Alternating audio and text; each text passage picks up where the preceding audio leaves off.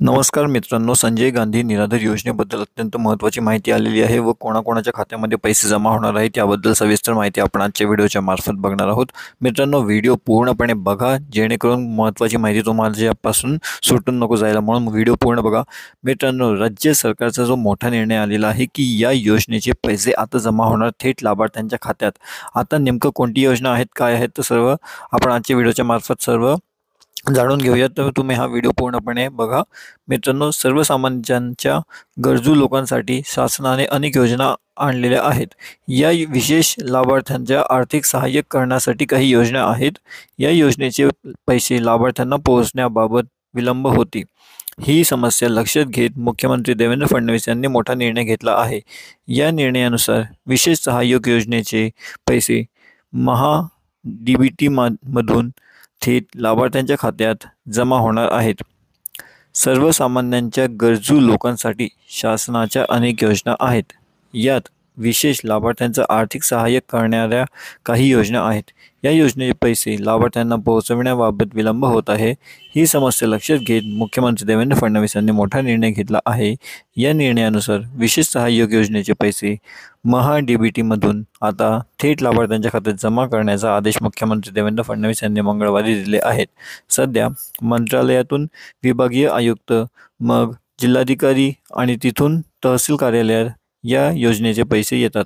त्यानंतर लाभार्थ्यांना पैसे मिळतात. या प्रक्रियेत बरेच दिवस लागतात. मात्र आता नवीन निर्णयामुळे थेट लाभार्थ्यांच्या खात्यात पैसे जमा होणार आहेत. राज्यात विशेष अर्थसहाय्यक योजनेअंतर्गत संजय गांधी निराधार योजनेसह श्रावणबाळ योजनेसारख्या विविध योजनांचे लाभार्थ्यांच्या अर्थसहाय्य केले जाते. सध्याच्या प्रक्रियेनुसार लाभार्थ्यांपर्यंत पैसे पोहोचण्यास बराच वेळ जातो आणि लाभार्थ्यांना वाट बघावी लागते. ही समस्या लक्षात घेत आता संजय गांधी निराधार योजनेसह श्रावणबाळ योजनेसारख्या योजनेचे पैसे आता लाभार्थ्यांच्या खात्यात जमा होणार आहे. यासह सामाजिक न्याय विभागातर्फे राबविण्यात येणाऱ्या योजनांचा लाभ जास्तीत जास्त लाभार्थ्यांपर्यंत मिळविण्यासाठी शासन प्रयत्नशील आहे. त्यानुसार या योजनेच्या अटी व शर्तींमधून सुधारणा करण्यात येत आहे. मुख्यमंत्री देवेंद्र फडणवीस यांनी केलेल्या सूचनांनुसार या दुरुस्त केल्या जात आहे.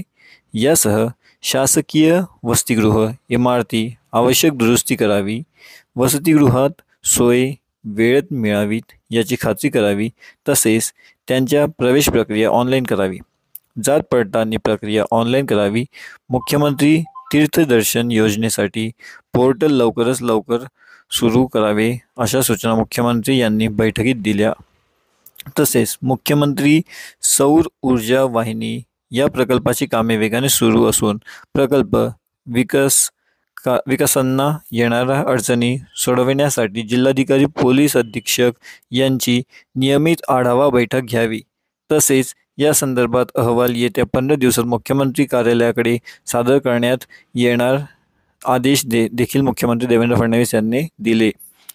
जलजीवन मिशन योजना ही एक महत्त्वाकांक्षी योजना आहे. या योजनेचे राज्याचा सहभाग अधिक दिसावा यासाठी योजनेची कामे मिशन मोडवर करून ही योजना संपूर्ण आणि ऊर्जेवर आणावी अशी सूचना देखील त्यांनी केल्या. यावेळी आदिवासी विकास मंत्री अशोक उईके, सामाजिक न्याय मंत्री संजय शिरसाट यासह अधिकारी उपस्थित होते. तर मित्रांनो, या काही महत्त्वाच्या बातम्या, या काही महत्त्वाच्या योजना आहेत ज्यांच्या आता जे काही पैसे आहेत ते त्यांना थेट लाभार्थ्यांच्या खात्यात जमा होणार आहेत. कारण या आधीची जी प्रक्रिया होती ती कशी होती की मंत्रालय विभागाकडून आयुक्त, मग जिल्हाधिकारी आणि तिथून तहसील कार्यालय या योजनेचा पैसा येत होता. पण आता ते थेट लाभार्थ्यांच्या खात्यात पोहोचण्यामुळे हा जो विलंब होतो मधला, हा कमी होण्यास जो आहे तो प्रयत्न सरकार करणार आहे व असे आदेशही सरकारने दिलेले आहेत. संजय गांधी निराधार योजनेसह श्रावणबाळ योजनेसारख्या विविध योजनांचे लाभार्थ्यांच्या अर्थसहाय्य केले जाते. अशाच महत्त्वाच्या माहितीसाठी सध्याच्या प्रक्रियेनुसार इंडिया न्यूज लाभार्थ्यांपर्यंत पैसे पोहोचण्यास बराच वेळ जातो आणि लाभार्थ्यांना वाट बघावी लागते. ही समस्या लक्षात घेत आता संजय गांधी निराधार योजनेसह श्रावण बाळ योजनेसारख्या योजनेचे पैसे आता लाभार्थ्यांच्या खात्यात जमा होणार आहे. यासह सामाजिक न्याय विभागातर्फे राबविण्यात येणाऱ्या योजनांचा लाभ जास्तीत जास्त लाभार्थ्यांपर्यंत मिळविण्यासाठी शासन प्रयत्नशील आहे. त्यानुसार या योजनेच्या अटी व शर्तीमधून सुधारणा करण्यात येत आहे. मुख्यमंत्री देवेंद्र फडणवीस यांनी केलेल्या सूचनांनुसार या दुरुस्त केल्या जात आहे.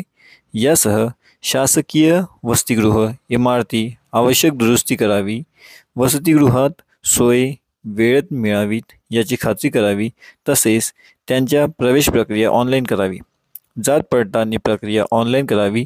मुख्यमंत्री तीर्थदर्शन योजनेसाठी पोर्टल लवकरच लवकर सुरू करावे अशा सूचना मुख्यमंत्री यांनी बैठकीत दिल्या. तसेच मुख्यमंत्री सौर ऊर्जा वाहिनी या प्रकल्पाची कामे वेगाने सुरू असून प्रकल्प विकासांना येणाऱ्या अडचणी सोडविण्यासाठी जिल्हाधिकारी पोलीस अधीक्षक यांची नियमित आढावा बैठक घ्यावी. तसेच या संदर्भात अहवाल येत्या 15 दिवसात मुख्यमंत्री कार्यालयाकडे सादर करण्यात येणार आदेश देखील मुख्यमंत्री देवेंद्र फडणवीस यांनी दिले. जलजीवन मिशन योजना ही एक महत्त्वाकांक्षी योजना आहे. या योजनेचे राज्याचा सहभाग अधिक